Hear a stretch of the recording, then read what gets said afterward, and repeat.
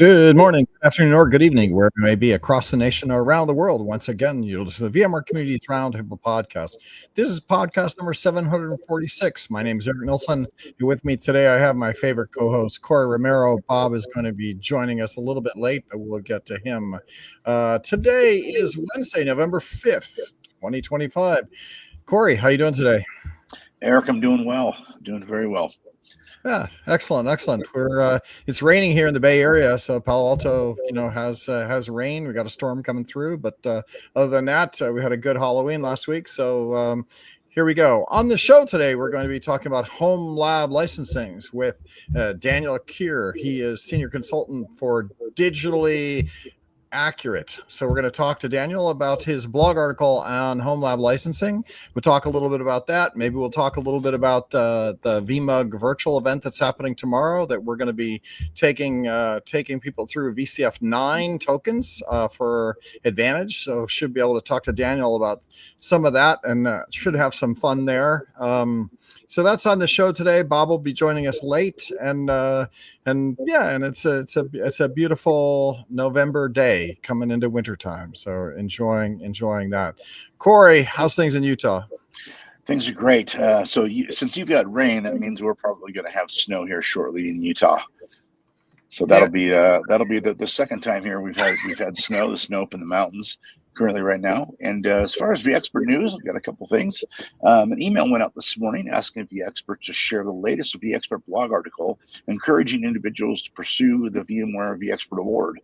Even if they're starting out late in the year, it's never too late to be a vExpert, right? There's plenty of things that you can go do. So if you want to go read that blog, go to blogs.vmware.com/vExpert and read that. And then we'll go through the vExpert program and tell you that it's not too late to start activities even this far in.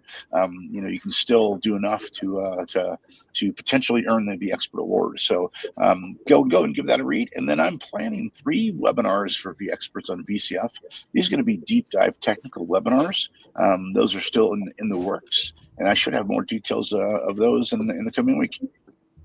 Great. Sounds busy. I know that we were on the sales kickoff event, and we talked about vExperts today, and how much we promote vExpert content. And so one of the cool things about producing community content is getting people to read it, and allowing people to learn from your content. And we were just talking about how the corporate marketing and Broadcom in general does a very good job of integrating vExperts now into outbound content, right? So promoting vExpert content is something that Broadcom does very well. Broadcom marketing does it well. VMware division does it well. VCF division does it well. So if you're producing content and you want to get your content out and reach a larger audience, Duncan Epping, Frank Denneman, William Lamb, they all started somewhere, right? And now they have a large readership, and you can be that too. So definitely go check out that blog article. That's kind of cool. Let's see what else is in the news. The shout out to Singapore. They did a great VMUG gathering in Singapore this week. I think it was Monday, and Krish, the SVP for VCF was there. Brad Tompkins was there, and a lot of VMUG leadership and VMUG leaders, as well as the community was on that call. So shout out to them. Also, next week, Germany. There is still probably some tickets left for the evening VMUG activity in Germany. I think they're doing a baseball field event where they're going to bus you to a baseball field and kind of get to be in the stadium and hang out with other VMUG people. So that's going on. And, there is also Explore in Germany. The what is it called? Explore Tour. Explore on tour. That's it. Explore on tour. So that one's in Germany. I think this is the last one of the year. So November, last Explore for the season. So if you're in Germany, you want to go check that out. I know Brad Tompkin from VMUG is going to be there. There is an event in the evening, so you can go sign up for that and enjoy the Explore event in Germany if you happen to be over there. I think that's about it. Other than the VExpert apps are coming up, so if you are a VExpert, definitely be aware. You should get your app up and make that happen, Corey. So Yep.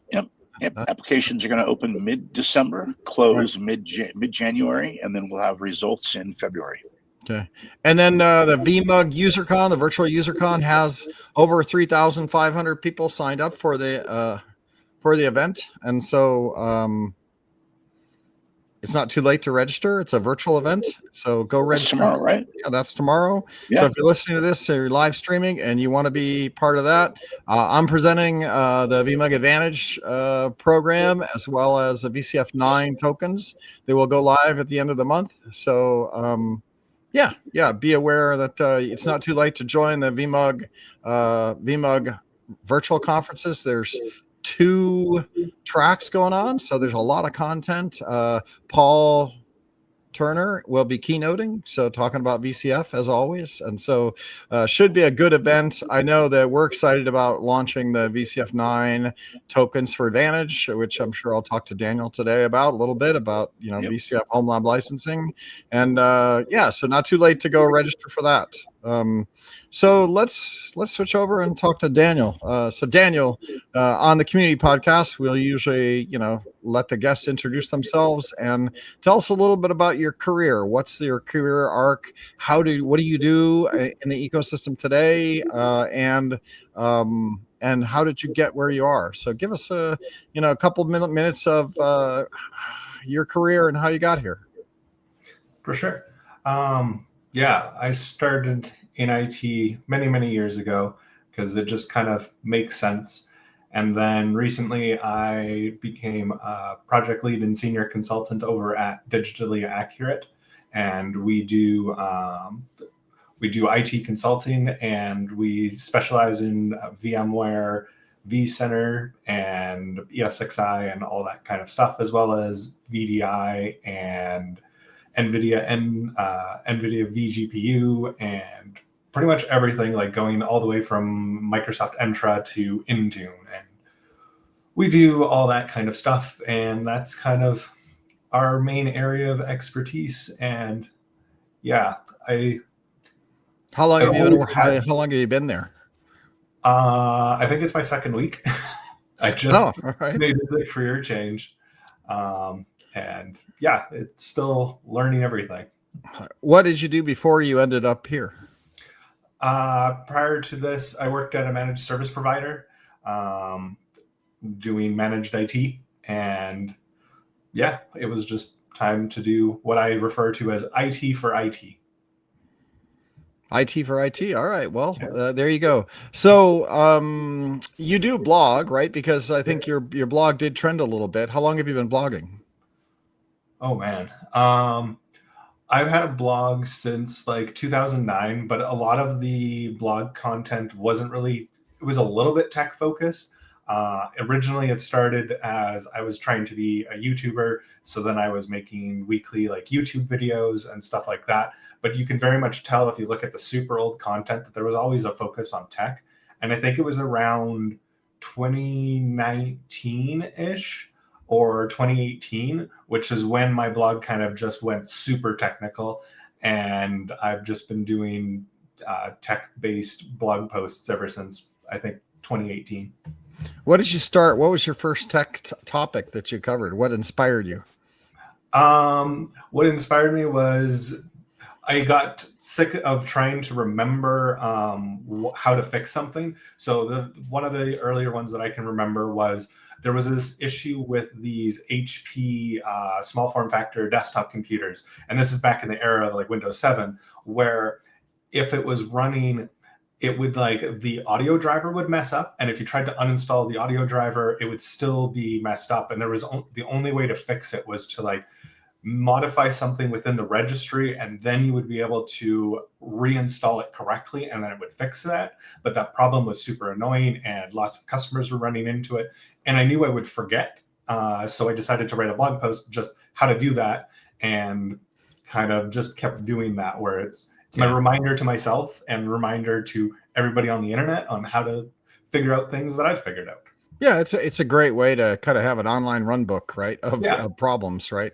Where and then somebody else has to back it up because you got it on a blog platform somewhere, and then you have to worry about it. I kind of upload all my pictures to Facebook just so that I can have that backup of some of my favorite photos, because I always lose hard drives and lose things, and I usually can recover them, but it's always nice to have an online presence for your information, and it works as a good archive, right? Great archive. Yeah, no question about that. So let's talk a little bit about home lab licensing. So you did a blog article on home lab licensing. What inspired you to write this blog? What got you interested in documenting that? I found the process, while it made sense, it wasn't super clear, and I thought I could write a post just informing people of the entire process of like, hey, if you have VMUG Advantage and you pass the certification, then once you've done that, here's what you actually need to do to go get your, at this current point in time, the license keys for it. And like, because I passed it at VMUG Connect and I got the email, and then I clicked through it, and then I was like, oh, I got this email, but I don't have my licenses. Wait, what's going on? And then it's because I was just chomping at the bit trying to get my licenses, and I didn't wait long enough for it to fully provision. And I thought it would be nice with a bunch of pictures, so that it was, just kind of my own spin on it. Yeah, I was just curious how long, and I'll tell you, I know the bugs. I know what people run into, and it really is bugs, right? It just really is bugs. And there's just, Broadcom had never given away software before, right? So, and because they never given away software, they didn't really have a way. They told us there's no way we can do this. Go away, right? And I had actually got a memo from Hawk that told all the SVPs that we will do this, right? And so all of a sudden it was the first time they'd ever given anything away.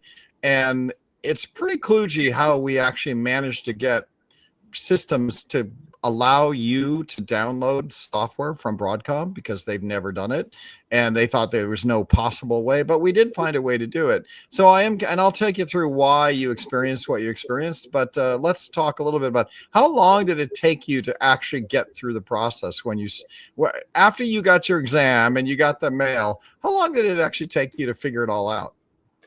I don't think it took very long. Like, I would say after reading the email and then trying it and then actually reading the email completely, then it was probably like 15 minutes to do the license request. And then for its actual provisioning, I think that was like a couple of hours. And the process, it was really interesting to see, because it's like, if anyone's ever purchased the Broadcom vCenter licenses, it's almost the exact same process. Right. Just a different link. Right. Yeah, so that's exactly. But that's good that it didn't take you long. You didn't get hung up on things. I know that we have over 1,000 people that have gone through the process and gotten their licenses, because we can see that on the back end. But there are some gotchas, and the first gotcha is that when we send that letter out, right, that says congratulations, you passed your VCP, right? The letter comes with a URL, right, and so if you click on the URL, there was a bug in the link that took you to the staging site, not the production site. And we're still trying to get that fixed. Right? Like they fixed it so that the URL in the text is correct in the letter, but the hyperlink still has the wrong URL in it. So step one, it feels like it's Fight Club. Step one, you need to know where to go, and we're not going to tell you where to go. And even the link is deceptive. If you happen to look at the URL in the document mail is correct, but the actual place it takes you isn't what's typed on the screen. So you actually have to figure that out, that you're actually, and I'm not sure that's fixed or not, right? Like we try to get that fixed, but once you get to the Alpine site, then you have to log in, right? And the second problem is your login email address has to be the one that you use for certification, right? So a lot of people might have a different Broadcom support email address than what they use to get the certification, right? Because if you came in to certify and you just decided to create a different email address for your certification, then that's the email address you have to use, not your enterprise support email address. So if that's the second place you can get tripped up, is people will go in and forget that they used a different login for your certification than you did for your normal support login, right? For your company, right? Because sometimes you do that. So you must have got lucky. Then that email address has to match your Advantage email address. Yep. Right. And so there is that, right? So that's the second place that people tend to stumble. So I take it you didn't have that problem, or if you did, you figured out how to resolve it. Oh, yeah, I did hit the URL bug, but then I noticed when I hovered over it that it had the staging URL. Yes. So then I copy pasted it, and I thought that maybe it was fixed, which is why I didn't mention it in the blog post. And then the other reason that I put the blog post was so that I could remember where the Alpine URL is, so I could just go to my blog and click on that.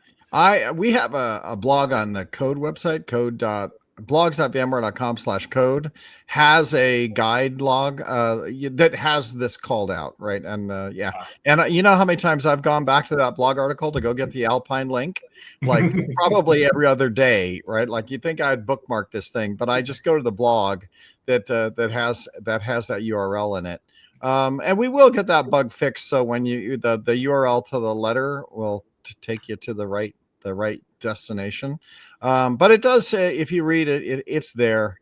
Then you have to make your email addresses match, right? Which you must have had your email addresses match. Yeah, I made sure. I think I had heard about people talking about that kind of issue, so I had already made sure that my email was not a Gmail, that it was my own domain that I own, made sure that it matched my VMUG Advantage, made sure that it was the same one I did my exam with, because I saw lots of warnings about that.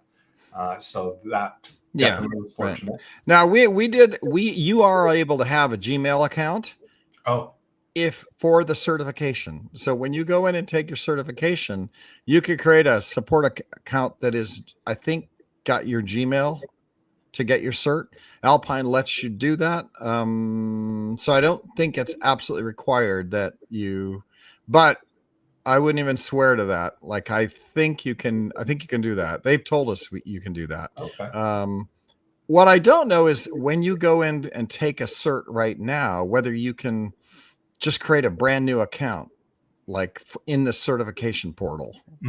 I think you can. I think you can go in and just log in and make a new account with a new email address, and you might be able to make that work. But anyway, there is work, and there is a way to tell it Advantage VMUG. I think it's advantage@vmug.com. You can mail them and say, hey, change my email address. I need it to match this. But once you get your emails set up to match your certification email to then you can log in. But here's the next piece.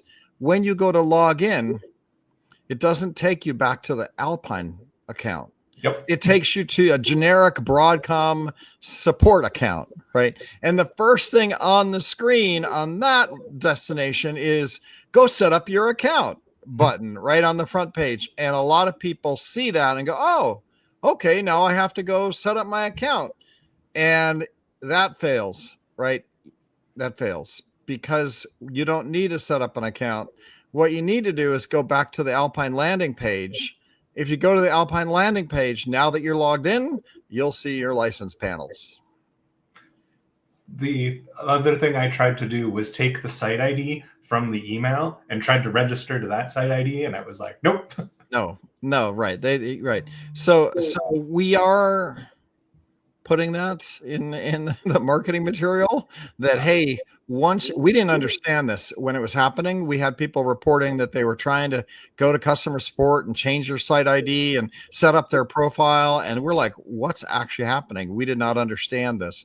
Then we finally discovered that, when you log in, it doesn't take you to the Alpine portal. It takes you back to your support portal. And the first thing it says is, oh, you need to set up your site ID and configure it. Well, that's not right. You need to actually just go back to the Alpine portal URL. When you go to the Alpine portal URL, then you're in, then you see your licenses, assuming your email is correct, right? Yeah. If your email is not correct, you won't see your licenses at all. You'll just go to the portal and it'll be blank, right? Which is also kind of buggy. So you manage to get through that. Yep. Then you get your panels, right? So if you've gotten to the right portal, which is the Alpine portal, you're actually a Alpine employee, right? Your Alpine is the testing vendor, and we've made you an Alpine employee, and Alpine has the right to give out 20,000 employee free licenses. So that's how we managed to get that's how we're managing to give away software for free, is that we make you, when you pass your certification, you turn into a little kind of Alpine employee. You're not really an employee, but you're an employee on the site ID of Alpine, right? And then we have an Alpine page that you can then go in and pick up your licenses. Does that make sense? That makes sense. Is Alpine like a real company? Yes, they're the testing vendor that you pass your.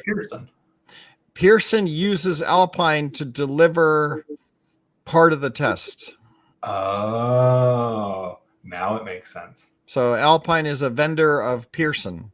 So Pearson is the test company, Alpine is the delivery company, and between the two of them, that's how you get your license. Oh, that's cool. Yeah. And so Alpine is the official vendor that we use as part of the test service. And then, so now when you come in, you go to the Alpine portal and you use their site ID to now get your licenses. Huh. Isn't that fun? Yes. And if we had, and we trying to get the page so that when you log in, it goes to the Alpine page, and they're like, no, we can't do that.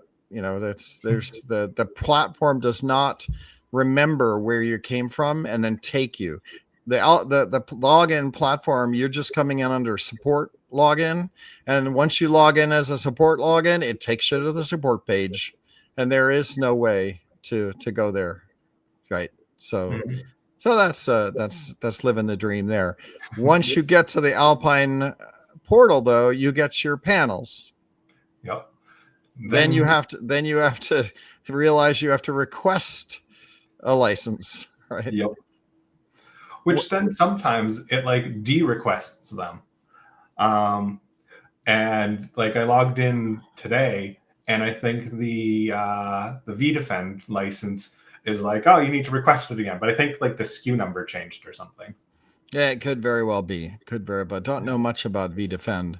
But the request process is also a little strange in that you request a license and it actually orders it for you. So you're actually doing a purchase, right? But the purchase is at zero cost. And we got Hawk from Broadcom, the CEO, to agree to allow Alpine to sell, 20,000 licenses with 128 cores for zero cost, and he had to approve that.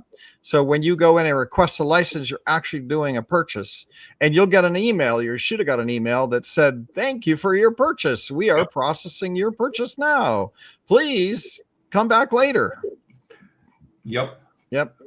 Then the later is variable depending on what day you did a purchase. If you do a purchase on Friday afternoon, late in California time, you're going to be waiting till Monday morning for your purchase to be processed, and you'll get your license sometime on Tuesday.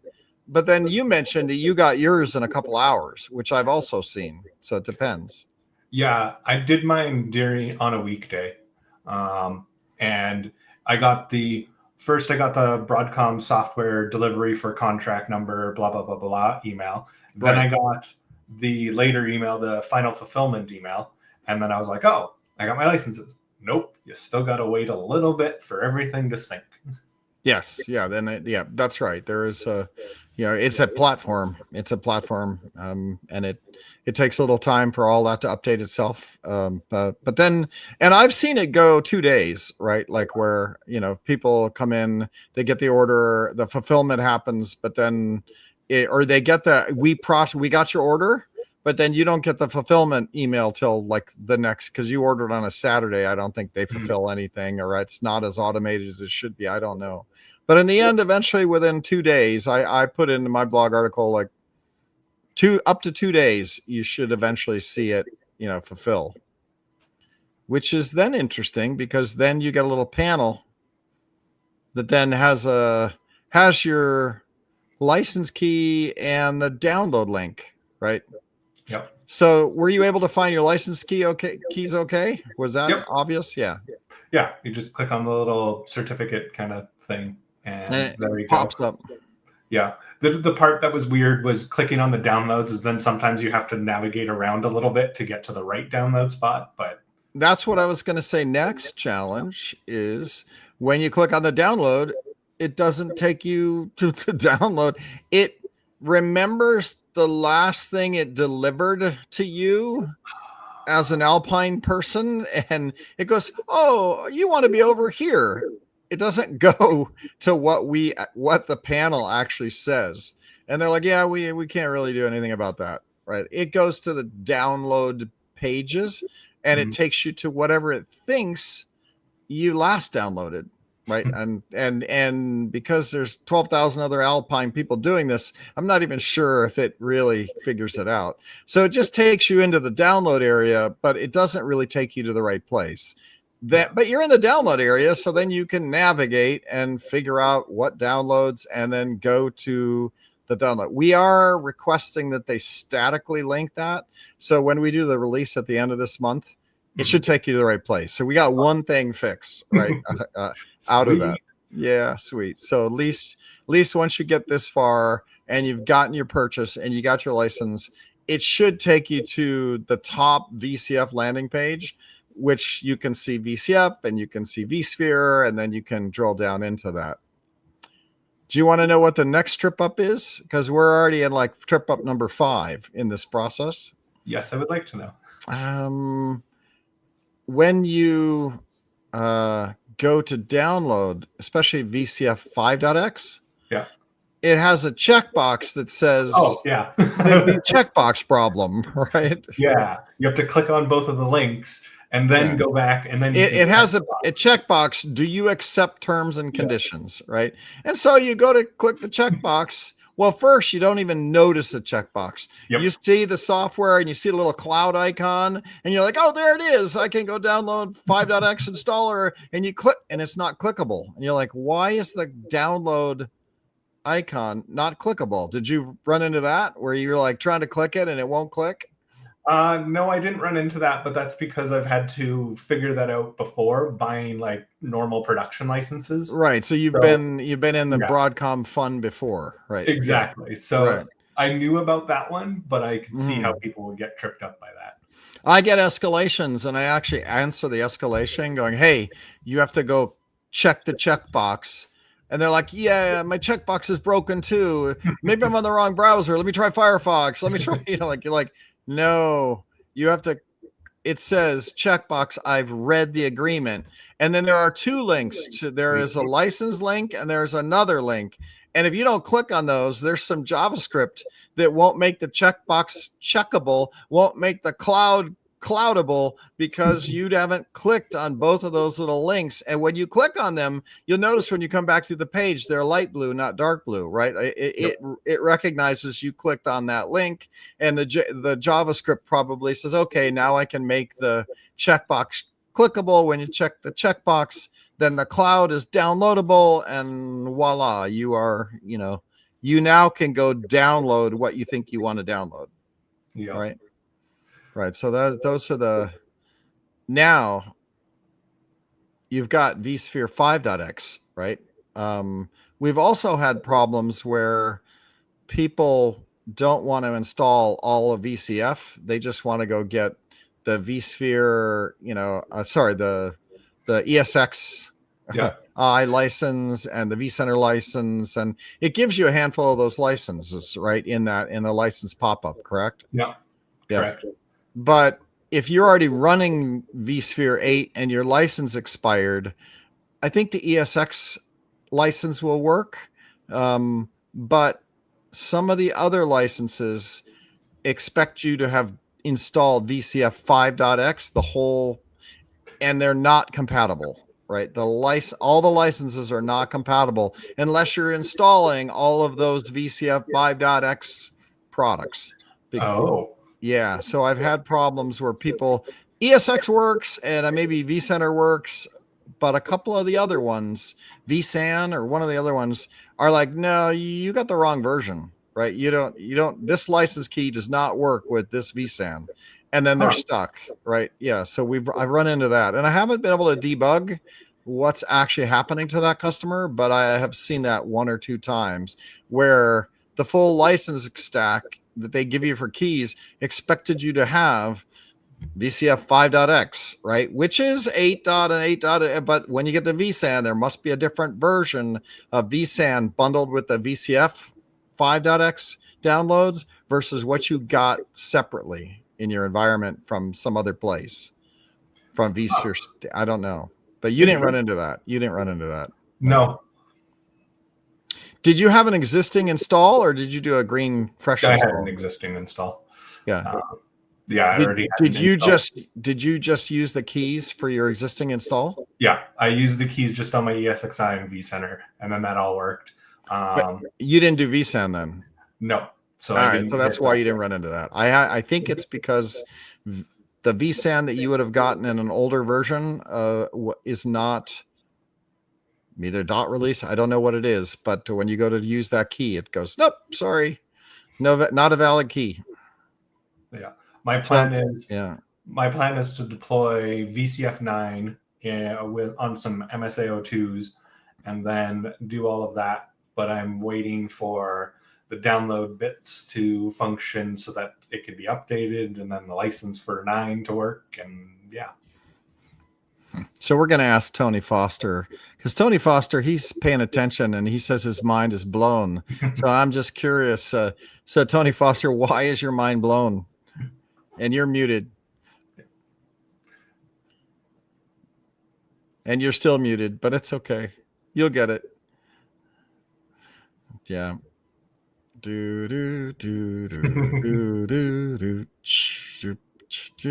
It says in StreamYard that there you go. Yes. Sorry. Multiple tabs open and trying to find the right. I understand that exactly. Yeah. My life. So no, my mind was blown when you were going through how everything was behaved. The Alpine pieces. Yeah. All the Alpine and everything. Mind was absolutely blown on that part. Yeah. So. Yeah.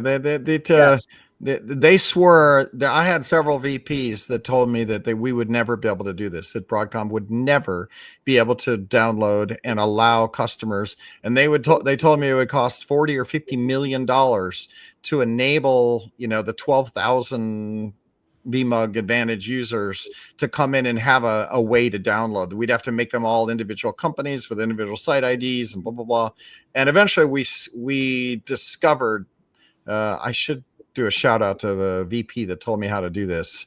Well, there would be a sneaky way if you had a vendor that, that we could, get, we could make all those people, members of that vendor, and they kind of dreamed up a way. And it was a VMware person. It was a VMware VP that had come over for the Broadcom, and it was part of the ecosystem. One of the VPs that ran the partner ecosystem knew that partners had a way of getting licenses through the system and turned us on to that. But it does make the whole thing very kludgy. And the software for Broadcom, the portals don't necessarily take you to the right places and have the right redirects to really make this work. But once somebody blogs about it, like Daniel, and we get this message out, there is a way through it. It's like Fight Club, it's tricky. Nobody wants to talk too much about it. And even when you do blog about it, Daniel, I don't know about you, but I know that I've blogged about it and people don't read the details of the blog because they kind of expect it to work. You kind of get the pointers. Oh, I'll go here. It'll work. and even if you exactly say click on both the blue links on the checkbox, people don't read it. I've had guys stare right at it and go, "What are you talking about?" I'm like, "It's listed in the blog. It says click on these two things." So now what I've done is I've done a bunch of screenshots and I put red circles around it, with an arrow going here, here, here, here, here. This is wrong. Do this, and hopefully we'll get people through it. Right? Yeah. Hopefully. But now the interesting thing, Daniel, is you're it was I hear these things, but then you said it only took you half an hour, so you figured it out, right? Yeah, I've had to troubleshoot a lot, so I was like, okay, this doesn't work. Let's try this and this and this. Right. And Right. yeah. So now the next thing is you can download VCF 9, right? Yep. And in VCF 9, they have a free 90-day license in there, just like ESX has always had. If you go download vSphere or whatever, there's always been a free X number of days that you get before it. You get the little yellow bar top of, ESX going, you only have 30 more days left of your free license. Please insert your license over here. And that's always been the case. And in the case of downloading your VCF 9.0 installer OVM, you get that for 9. So you can actually install 9 and set up and run it, but you're on a 90-day timer, right? For doing that. And so a lot of people have been waiting for that to happen. And so we are now in the test cycle. The final tests start next Monday for the 9 release, where same process, same exact bugs. I think we get one bug fixed. We'll try to do the email. I think I know how to fix the email bug. They gave me access to go in self-serve portal to change that email and fix the link so it's not pointing to the test URL. So we should be able to get that one fixed. It will still take you to the wrong website, and there's nothing I can do about that. And they're not willing to put a link on your website to say, go here for advantage. No, they're not. They refuse to do that. So there will always be a take you to the wrong place. You're going to have to know to re-put that URL back in. Right. So, but then the download link will get fixed. So that'll be good. So it'll get slightly easier, a little less debugging. But once you get through that, you get your license panel, you do the order, you come back. Then there is a button up at the top of the page, not in the license panel where you'd think the little ribbon in the down, that's for VCF 5.x, but there up at the top, it will be a button that will say get tokens. Oh. Yeah, that's a new gig. I can actually That's exciting. I can show since we're going to be doing this tomorrow. Let me see if I can get the slide deck up. I got a million. Oh, wow. I got a million. I will share it. Yeah, here we go. Where's my slide deck? Give me a second here. Sure. For those of you who are wondering how you would actually see this versus just listening to a podcast, you can go to vBarbecue, and vBarbecue will have the video and you can watch what I'm doing. But I'm still trying to find my slide deck. Oh my God, I got my hot corners did not work. So I have to continue to, I should be able to find stream podcast via portal. Yeah, here we go. Google Slides. I got it. All right. I will share just because you guys want to see it. How do I share in StreamYard? I've never shared. It's the little plus sign. Plus sign. Got it.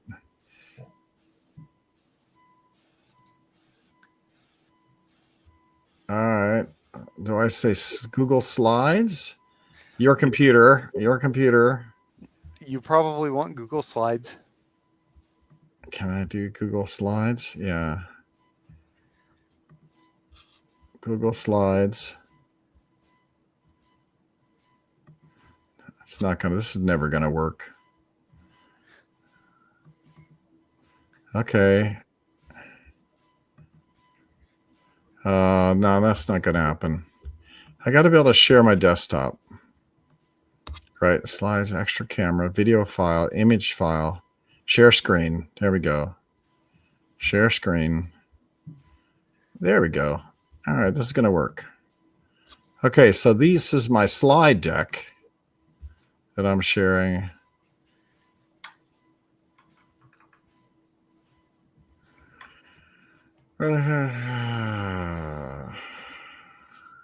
Can you guys see that? Not yet. Nope. Google would like You to. should have.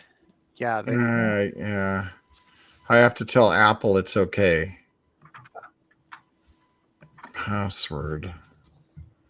Oh gosh, what's my password? I can't help you with that one, Eric.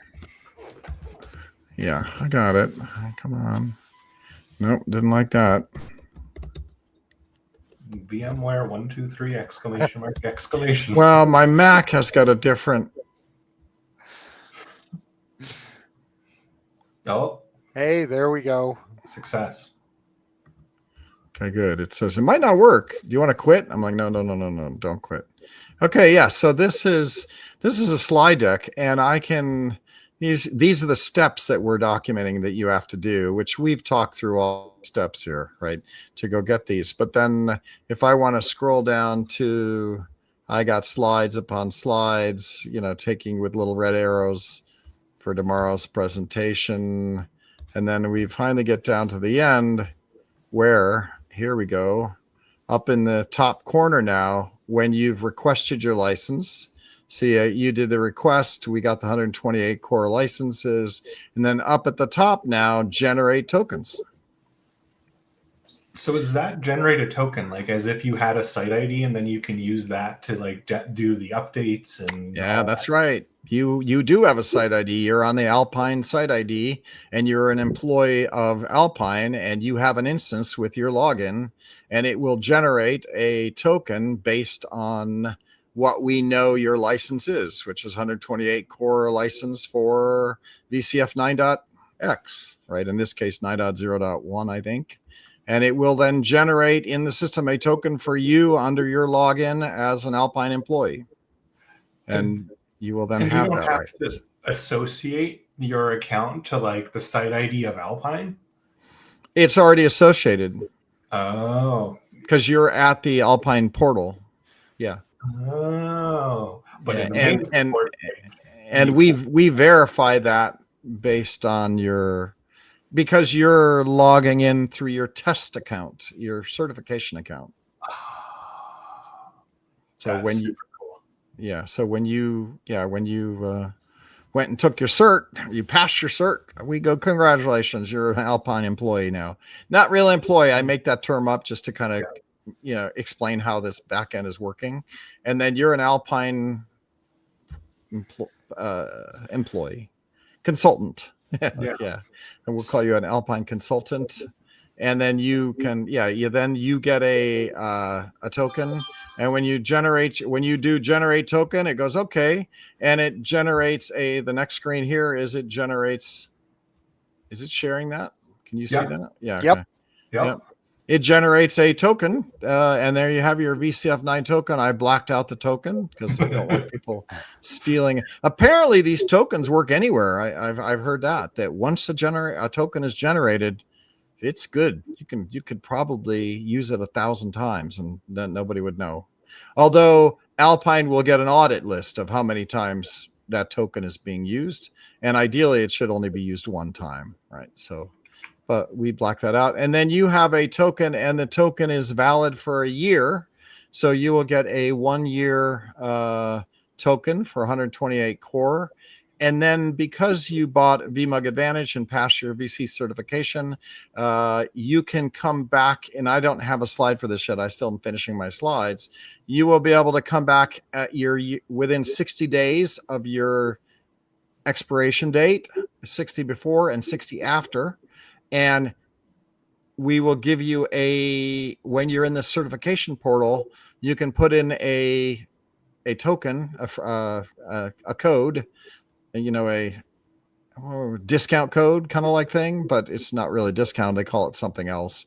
Use your discount code and you will have a discount code, and you can type that in, and it will give you the 20 question research test.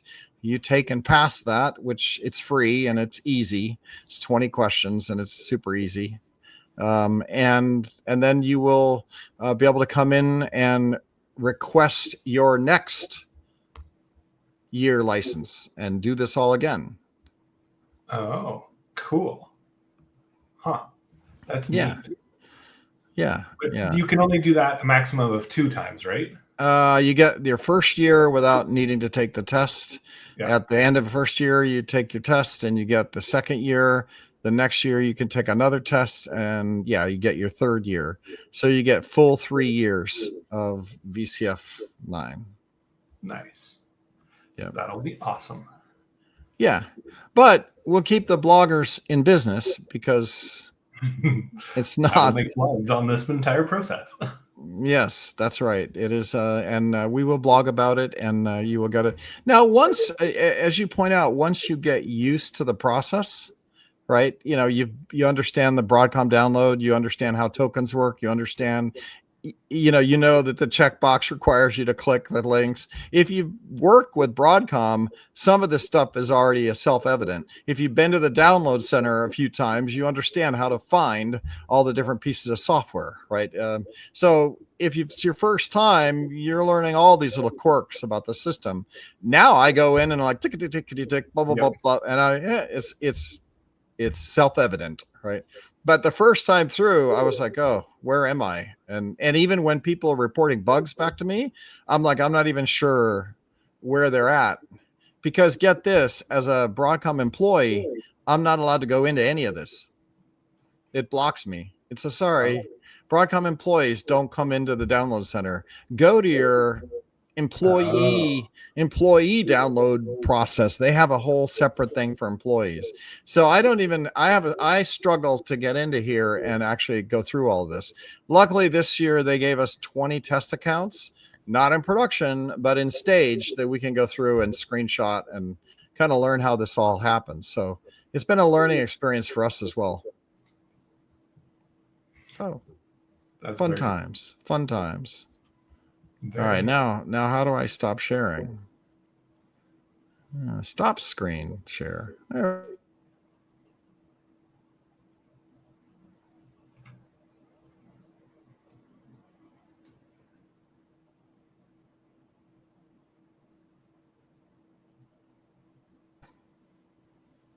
Oops.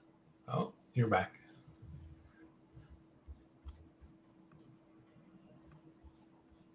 Oh.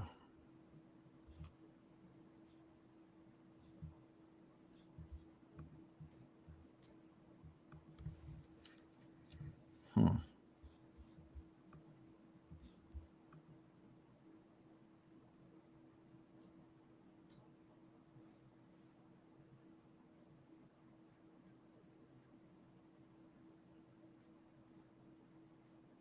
Tony, you're talking, but we can't hear you. I see. It helps when you use the mute button on your headset. Sorry about that. So, looks like Eric disappeared. Hopefully he'll be coming back in just a second. Yeah, that's We'll just interesting. keep on going without him until he comes back. Yeah. So, Daniel, I enjoyed the heck out of your blog because it also helped me go through the process as well in licensing my environment. What tips do you have for anyone who's about to, or maybe just passed their VCF certification and is getting ready to build their home lab? In terms of building their lab or in terms of the exam? Well, in terms of their licensing and everything, since that's what we're talking about here. So they've gone through, they're confident that they're going to pass the exam. They're going to get all of this licensing stuff. They're going to follow your blog, hopefully, and be able to unlock their licenses and start building their home lab. And do you have any set of tips that they ought to prepare for right there at that point of, okay, I'm ready to go build this home lab. It's going to be great. Yeah. Make sure you have some of the hardware. And one of the great pieces of hardware is the MSA02, because then 3 of the NICs will work in ESXi because only one NIC is Realtek. And then William Lamb has a ton of posts about how many you need to do. But what my plan is I have 4 MSA02s, and I'm going to just build them as if they're physical. And this way I'll pass the vSAN and the management domain requirements. So I should be able to just install everything without any kind of fancy tweaks. I think we'll find out. But if you want to do it on like a single host, there is like a way to do that. And I'm not familiar with that way, but William Lamb has blog posts on how to do that. And I think there's a way to do it on like 2 hosts too, but you got to mess with a few things just to make that work. But the big thing is make sure whatever you're going to install for VCF has at least 10 gigabyte NICs. So this sounds like you're getting ready to do another blog then. Oh, yeah. Yeah, there's going to be one about, I just did the one about installing ESX, then waiting for the licensing part to be figured out to then do another post on deploying VCF. And it's convenient because like I think 9.0.1 is, or 9.1 is out. So then I can do it on that. And then it will just self-generate content. Sweetness. Yes. But yes, the MSA02s are super nice.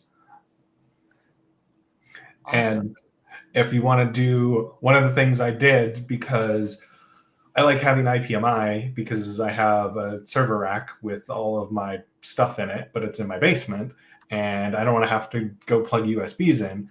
If you buy a like Pi KVM with a Pi KVM switch, you can hook up 4 different hosts. So I just have my minis forms with the there's like an adapter that it's like a 3D printed mount that you can put into a server rack that takes up like 4 U's, and you can put the minis form inside of it, and then you can rack mount it. And then I bought some stuff off of like fs.com where I could reroute the fiber or the 10 gig SFP, which I then ran as a fiber cable just to a fiber coupler. So then I can patch things from the front of my rack to my actual switch that's also front mounted because I want to see the blinky lights.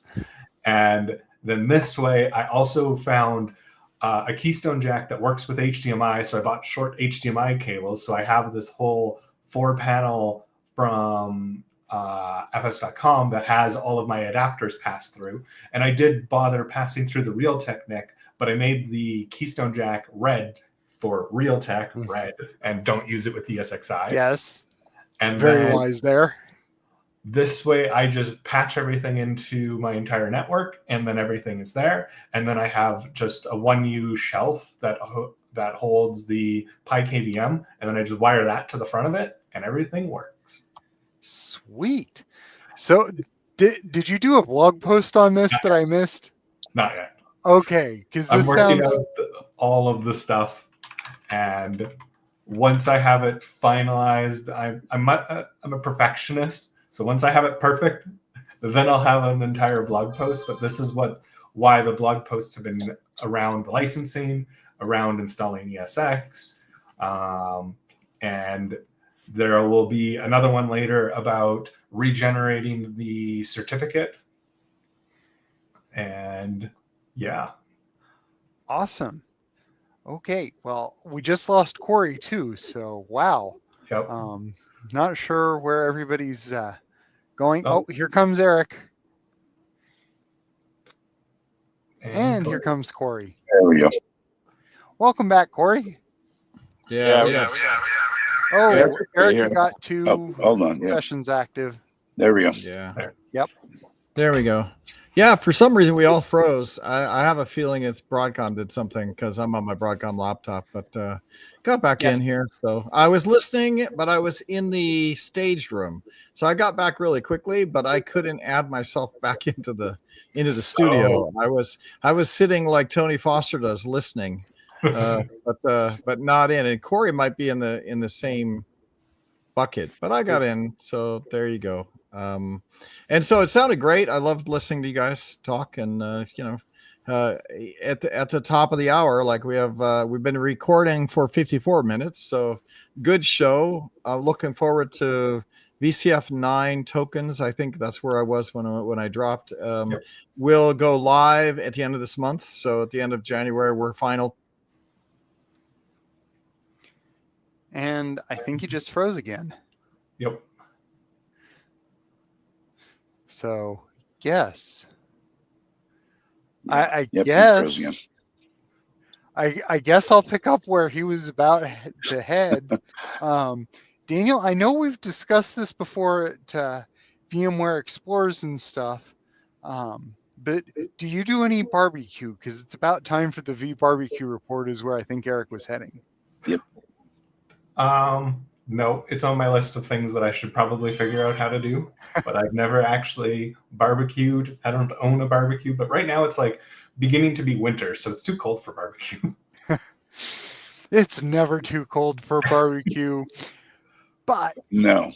I can understand that. Yeah, we smoke chicken, smoke steaks, ribs, right in the middle of winter. Yeah, right in the middle of a snowstorm. Oh wow! We'll run out there and do it. Yeah, commitment. So it's Yes. never too cold. All right. Yeah, this last week in fact, what was it? Yesterday? No, 2 days ago. So Monday evening, I did country style ribs Nice. on the grill. So It looks yes. like Eric's coming back. It looks that way. Yeah. The only problem with the country style ribs is I let my flames get a little too hot, so I burned one side of the ribs, unfortunately.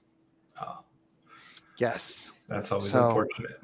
It is unfortunate, but I actually have a slick little method to take care of it. What do you do? Luckily, I have a cast iron skillet sitting there at my grill, and it's sitting off to the side so it's not on direct heat. I'll throw the ribs in to my cast iron skillet, burnt side down, and then I'll take some alcohol of one form or another. In this case, I use sake, and I'll actually let them finish cooking over indirect heat on the burn side, and it actually loosens up the burn side and lessens the charcoal flavor of a burned piece of meat. So they actually came out tasting pretty good. That's an interesting trick. It's an interesting trick, but it seems to work. So Nice. yeah. So you think we're going to get Eric back here before we wrap up the show? Don't know. It looks like he's trying, but I'm not sure. Yes, I think this is like his third or fourth time today of dropping off a call. Yeah. But yeah, I haven't smoked anything in a little while. I need to. My wife's out of town now, so maybe I'll smoke some ribs or do something this weekend. There you go. Yeah. Well, do you know what the coldest temperature is that you've gone outside to go smoke something? I don't. If I had to guess, I'd say 20 degrees. Something like that. Yeah. I think my coldest has probably been about 15. Yeah. That's only -5 degrees Celsius. Because I'm in Calgary, Alberta, and we get to like -30, which is -22 Fahrenheit. And I'm like, I'm not going outside to barbecue. Yeah, I don't blame you for that one. I wouldn't either. Yeah, I would. Yeah. I don't You're a know little that I too far can get north for me. my grill up to temp in that instance. Yeah, right So. now we're sitting at 39 Fahrenheit. outside. That's not bad. That's Yeah, I grill in that weather all the time. So. it's t-shirt weather in Canada. Yeah, no thanks. It's time for me to head south. Yeah. Okay. Well. Yeah, well, I'm- appreciate having you on the show, Yeah. Daniel and Tony. It's been great. I don't think we're gonna get Eric back, so we'll probably should just wrap the show up. I think But so. I want to say thank you both. And Daniel, shout out to your blog again. What is it? What is the URL? thedxt.ca. dxt.ca. So, listening to the show, got this far, go check out Daniel's blog at thedxt.ca. And then Tony Foster, your blog is Wondernerd.net. Wondernerd.net. I was going to ask .com or .net. Yes. Excellent. Don't have Go check out .com Tony yet. Foster's blog as well. And also check out the VExpert blog at blogs.vmware.com/VExpert. I just released a new post this morning. And with that, we'll wrap up the show. Thank you, everyone. Thanks. Thank you.